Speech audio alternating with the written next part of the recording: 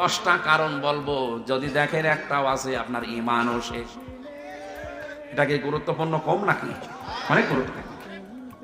আপনি দেখেন তো এই 10টার একটাও আপনার ভেতরে আমার ভেতরে আছে কিনা। 1 নম্বরে ঈমান ভঙ্গের কারণ 10টা। প্রথম নাম্বার সূরা জুমারের 65 নাম্বার আয়াতে এটা আছে এই তথ্যগুলো। যেহেতু আমার আলোচনায় বিষয় না, আমি শুধু থিওরিগুলো বলে দিচ্ছি।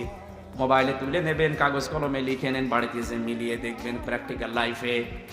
1 নম্বরে যারা শিরিক করবে তাদের ঈমান শেষ। 2 নম্বরে যারা কুফরি করবে তাদের ঈমান শেষ, নষ্ট হয়ে গেছে, ভেঙে গেছে।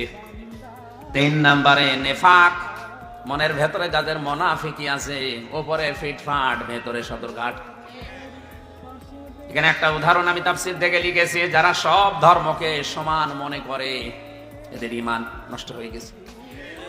আজ হিন্দুদের কিছু ভোট পাওয়ার জন্য যারা বলে আমরা সার্বজনীন সনাতন ধর্মে সবাই এসে হাজির হইলাম, ওই ধর্মকে আপনি ইসলাম ধর্মের মতো মনে করলেন কোন কারণে?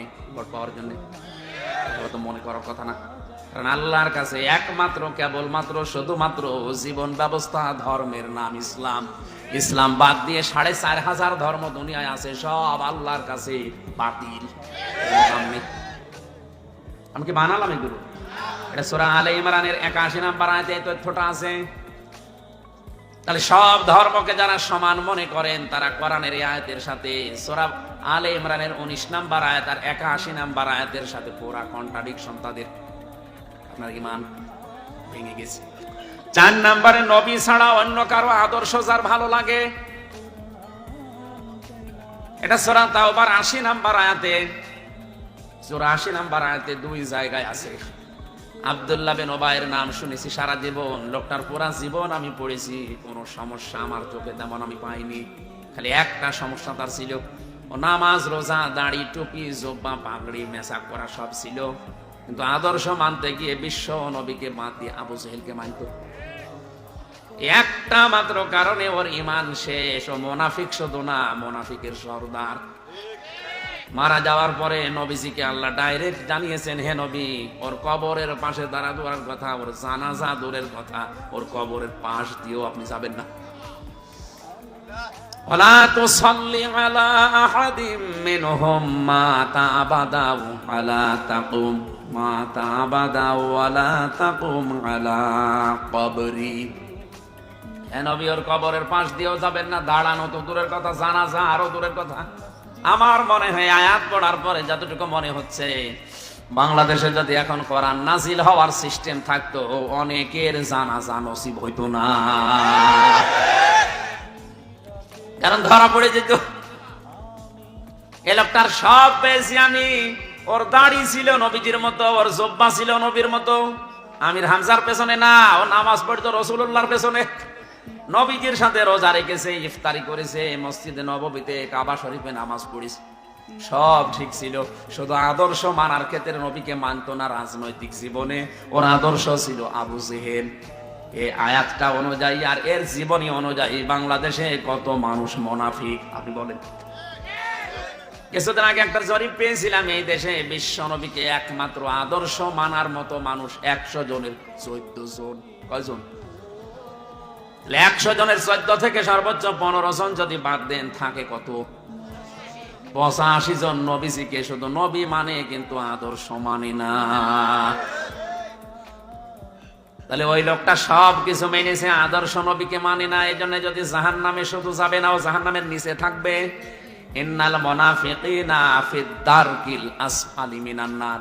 এখানে যারা আলেম আছে জিজ্ঞাসা করেন আসফাল ইসমে তাফসিল, ও শুধু জাহান্নামে যাবে তা না, জাহান্নামের একেবারে নিচে যাবে। ইন্নাল্লাহা জামিউল মুনাফিকিনা ওয়াল কাফিরিনা ফি জাহান্নামা জামিআ। সূরা নিসা 5 নম্বর পারা 19 নম্বর পৃষ্ঠা 15 নম্বর লাইনের 140 নম্বর আয়াত। আল্লাহ তাআলা বলেন, অবশ্যই আমি আল্লাহ জাহান্নামে একত্রিত করব মুনাফিক আর কাফেরদের। আগে কার নাম? আরো জোরে বলেন। লোকটা তো ঈমানও গ্রহণ করেছে, কিন্তু ঈমানে এর ভেজাল একটাই, ও আদর্শ হিসাবে রাজনৈতিক জীবনে নবীকে মানত না। এ গাজীপুরের 100 জনের পচা 80 জন ধরা খাবে। কথা বলেন, তার ভেতরে আমও হয়তো পড়ে যেতে পারে।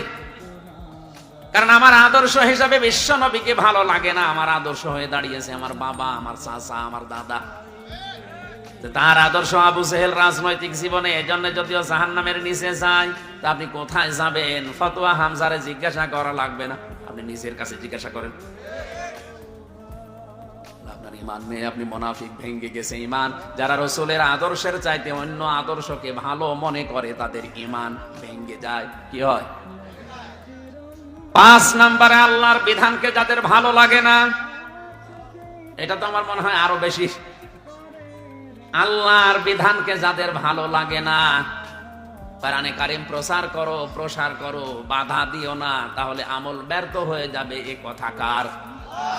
এই মাহফিলটা নিয়েই বসেন তো, এখানে কোরআন প্রসার হবে এই উদ্দেশ্য ছাড়া এদের আর কোনো উদ্দেশ্য আছে বলে আমার মনে হয় না।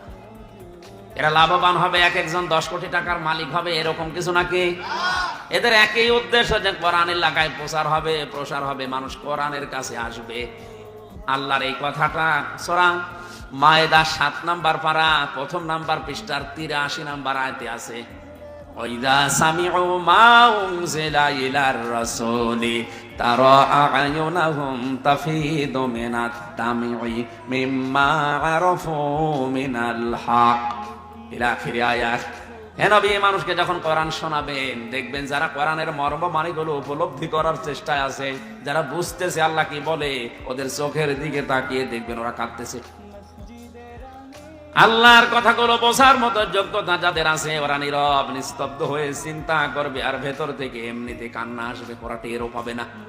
এখানে সবার চোখে পানি আসবে না। যাদের বোঝার মতো উপলব্ধি করার মতো ক্ষমতা আছে, দেখবেন মনের অজান্তেই চোখ দিয়ে পানি পড়ছে। বিশ্ব নবী তো আমার তার জীবনী পড়ে দেখেছি, রাহিকুল মাকতুমে হাত তুলতে দেরি হতো, কোরআনের কথা শুনলে চোখ দিয়ে পানি আসতে দেরি হতো না। আর আমরা তার উম্মত হাত তোলা না, ঠ্যাং তুলে বসে থাকলো, চোখে পানি আসে না, কারণ আমরা তো বুঝি না যে আল্লাহর বক্তব্য কি। আল্লাহর এইটাও একটা বিধান যে কোরআন প্রসার করো, এ বিধান কার? এই দিকে তাকে এলাকার যুবকেরাই আয়োজন করেছিল, যারা বুঝে হোক না বুঝে হোক বাধা দিয়েছেন। আল্লাহর কসম, আপনার ঈমান ভেঙে গেছে। আপনার মতো মানুষ মারা গেলে আপনার জানাজা দেওয়া, কবরে দেওয়া বেকার। আপনি এমনিতেও জাহান্নামে যাবেন, অমনিও জাহান্নামে যাবেন। কারণ ফাআহবাতা আমালাহুম, আমলের বহু বচন আমাল। যত আমল আপনি এর আগে করেছিলেন সব আল্লাহ ভেঙে ফেলেছে, নষ্ট করে দিয়েছে, ব্যর্থ করে দিয়েছে। সূরা মুহাম্মদের 1ম আয়াত। এরপরও যদি বলেন ফতোয়া হচ্ছে না, এদিকে আসেন, ঝড়ি কোদাল দিয়ে আপনার ফতোয়া দিচ্ছে। 6 নাম্বারটাই পেয়েছি, দিনের কোন বিধানকে কেউ যদি কটাক্ষ করে খারাপ ভাবে, এটা দিনের বিধান না। নফল ইবাদতের ভেতরে সর্বোত্তম বললাম। তাহলে এই বিধানটাকে যারা কটাক্ষ করলেন, ষড়যন্ত্র করলেন, আপনার ঈমান কিন্তু নষ্ট হয়ে গেছে। আপনি এখন আবার কালেমা পড়ে মুসলমান হন নাই তো। এরকম মুসলমান দাবি করছে যারা কোরআন বিরোধী, এদের জানাজা পড়াও জায়েজ নেই। আব্দুল্লাহ বিন উবাইয়ের জানাজা যদি জায়েজ না হয়, নবীর চাচা আবু তালেবের জানাজা যদি জায়েজ না হয়, চাচা মুশরিক ছিল। আজ যারা সজ্ঞানে স্বেচ্ছায় কোরআনের অনুষ্ঠানগুলো প্রচারে বাধা দিচ্ছেন, বন্ধ করে দিচ্ছেন, আমার মনে হয় আপনিও আব্দুল্লাহ বিন উবাইয়ের মতো। আপনার জানাজা কবরে দেওয়া জায়েজ হয় কি করে, আমার তো বুঝে আসছে না। আমরা হয়তো লোক দেখানোর জন্য চাপে পড়ে করছি, কিন্তু আল্লাহ কবুল করবে না। কারণ নবীর চাচা আবু তালিব মারা যাবার পরে নবীজি নিজে তার কবরের পাশে দাঁড়িয়ে হাত তুলেছিলেন, আল্লাহ তুমি আমার চাচা আবু তালিবকে মাফ করে দাও, কারণ এই লোকটা সারা জীবন আমার পেছনে শ্রম দিয়েছে। হযরত জিবরাইল এসে বলে, হে নবী হাত নামান। কার জন্য হাত তুলেছেন? এটা আপনার চাচা, আমি জানি। সারা জীবন আপনাকে বাড়িতে রেখে লালন পালন করেছে, পিঠে নিয়ে, মুখে নিয়ে, বুকে নিয়ে মানুষ করেছে, দেখেছি। কিন্তু লোকটা মুশরিক। লোক কি?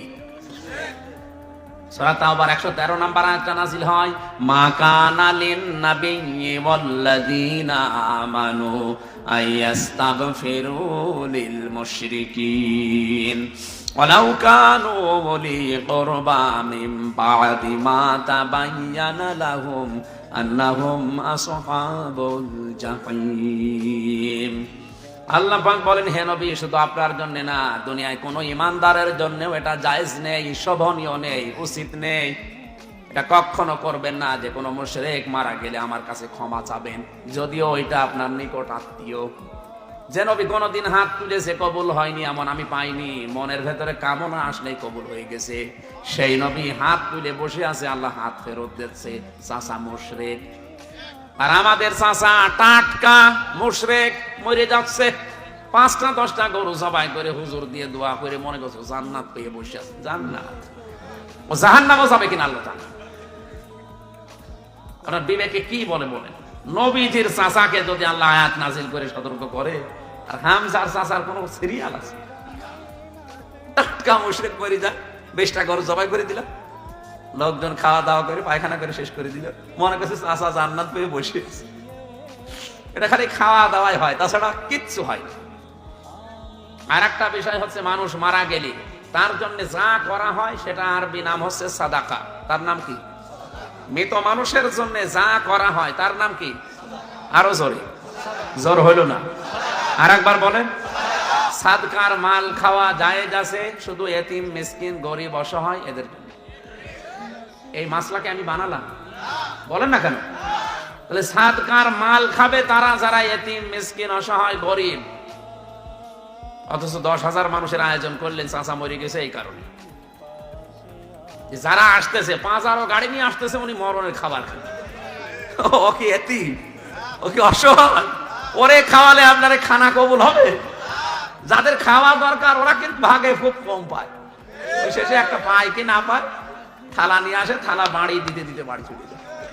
আর যাদের খাবারের জীবনে কোনো অভাব নেই, মরণের খাওয়া খায়।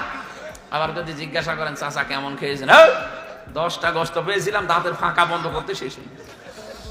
দেখেন ওর দাঁতের ফাঁকা বন্ধ করতে কয়টা গোশত লাগে, কারণ ওর দাঁতের ফাঁকা ওইরকম। আর যারা 2 পিস দিয়েছিলেন ওর জীবনে দাঁতের ফাঁকা হয়নি। এইগুলো বন্ধ করেন, আপনি বেকার ধোকা খাচ্ছেন। হ্যাঁ, আমাদের কিছু খাবার দাবার হচ্ছে, আপনার কিছু হচ্ছে। আপনি দেখেছেন আজ পর্যন্ত কোন হুজুরের বাড়িতে মিলাদ হয়? কারণ ও জানে যে ও ছাতা দিয়ে কোনো লাভ নেই, ও বেকার ওদের খাওয়াবো কোন কারণে? হ্যাঁ, আপনি মিলাদ না দিয়ে বেকার ওই টাকাগুলো দিয়ে যদি কোরআন শরীফ কিনে 10টা মানুষকে বলেন পড়ে, তারা কোরআন পড়লে ওই সওয়াবগুলো হয়তো পেতে পারে। কথা বুঝতেছে? কেউ লেখাপড়া করতে পারছে না, তারা 2,000 টাকা দিয়ে বলেন যে এই যে বই কিনে নাও। কেউ মেয়ে দিতে পারে, বিয়ে দিতে পারে না, তারা 5,000 টাকা দিয়ে বলেন যে একটা জিনিস কিনে নাও, এইটাই লাভ হবে। আপনি আন্দাজে 50,000 টাকা খরচ করেছেন, ওটা পানিতে ফেলা ছাড়া কিচ্ছু না। কারণ যাদের খাওয়িয়েছিলেন ওটা কবুল হয়নি, ওটা ওদের হক ছিল না, হক ছিল গরিব এতিম অসহায়দের। মাসলাটা বলে দিলাম, এখন আপনি কি করবেন দেখেন। আমরা যারা আলেম হুজুর আছি শুধু মিলাদ পড়িয়ে বেড়াই, আমরা নিজেরা মিলাদ কোনোদিন দেই না। আমার মিলাদ দেওয়ার দরকার নেই, আমার মিলাদের চাইতে বড় মিলাদ বসে আছে আমার বাড়িতে। সব চাইতে বড় পীর আপনার জন্য আপনার মা আর বাবা। এই 2 জন যদি দোয়া করে, নবীজি বলেন আল্লাহর আরশ পর্যন্ত যেতে আর কোনো বাধা নেই, যদি সাইজ দোয়া হয়। নবীজি বলেন কোন মা আর বাবা যদি মন থেকে কোনো দোয়া করে, ওটা সরাসরি আরশে যে ধাক্কা খায়, যতক্ষণ পর্যন্ত দোয়াটা কবুল না হয় আরশ তখন কাঁপতে থাকে। আল্লাহ পাক বলেন থামো, জবাব আসে আল্লাহ। বাংলাদেশ নামে একটা দেশ আছে, গাজীপুর জেলার জহির নামে একটা লোকের জন্য তার মা দোয়া করেছে, যতক্ষণ পর্যন্ত জায়েজ দোয়াটা কবুল না হবে ততক্ষণ পর্যন্ত আমি কাঁপা বন্ধ হব না। এই জন্য আসল যেটা পড়ে আছে বাড়িতে, এদের খোঁজ খবর নেওয়া দরকার। ইমান ভাঙ্গার 7 নাম্বার কারণ হচ্ছে যারা জাদুকর, যারা জাদু করে বেড়ায়, এ মানুষের ইমান নষ্ট হয়ে যায়। সূরা বাকারার ভেতরে ঘটনাটা আছে। 8 নাম্বারে মুসলমানদের বিরুদ্ধে যারা ষড়যন্ত্র করে, ওদের ইমান ভেঙে যায়, নষ্ট হয়ে যায়। 9 নাম্বারে কাউকে ইসলামের ঊর্ধ্বে যদি কেউ মনে করে, তার ইমান সঙ্গে সঙ্গে ধ্বংস হয়ে যায়। আর যেটা বাংলাদেশে বেশি, অনেককে এখন ইসলামের ঊর্ধ্বে মনে করা হচ্ছে। নাকি বেশি বলে ফেললাম? 10 নাম্বারে ইসলামের কোন বিধানকে কেউ যদি ঘৃণা করে, সূরা সেজদার 22 নাম্বার আয়াতে তথ্য আছে, সূরা মুহাম্মদের 9 নাম্বার আয়াতে তথ্য আছে। যেটা বললাম আপনি একটু মিলান। এই যে 10টা আল্লাহর পথে যারা মানুষকে বাধা দেয়, চলতে দিতে চায় না, এদের ঈমান আল্লাহ নষ্ট করে দেয়। আমার তো মনে হচ্ছে 10টার ভেতরে 10টা এখন আমাদের ভেতরে অলরেডি পাওয়া যাচ্ছে। আন্দাজে ইমানের দাবি করে বসে আছে।